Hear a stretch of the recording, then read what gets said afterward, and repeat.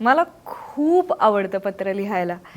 लहानपणापासून ज्या गोष्टी मला ज्या व्यक्तींशी बोलता आल्या नाहीयेत त्या मी पत्रास्वरूपी व्यक्त झाल्या माझी आणि मी ते कधीच द्यायला गेले नाही कोणालाच. तर माझ्या डायरीज मध्ये पण पत्र लिहिलेली आहेत शाळेतल्या पासून. शाळेत नाही अगदी, आय थिंक 10वी-11वी पासून जरा सुरुवात झाली. 11वी पासून की असं खूप झालं की मला हे बोलायचंय पण त्या व्यक्तीशी हे बोलण्याची मुभा नाहीये मला, किंवा ती संधी नाहीये, पण मला हे व्यक्त व्हायचंय, या व्यक्तीपर्यंत हे पोहोचवायचं. तर मी ते पत्र लिहून ते शमवायचे की हा ओके आता मी झाले व्यक्त. इथपासून ते सुरू झालं.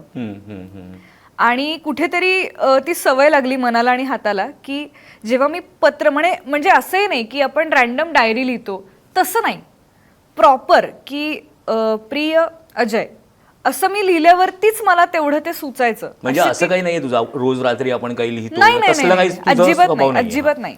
पण कुठेतरी जेव्हा मी नाव लिहायचे कोणाचं तर मला अपसुक अशा गोष्टी लिहिल्या जायच्या माझ्याकडून ज्या कधी अशा आल्या असतील मनात, रेजिस्टर झाल्या नाहीयेत.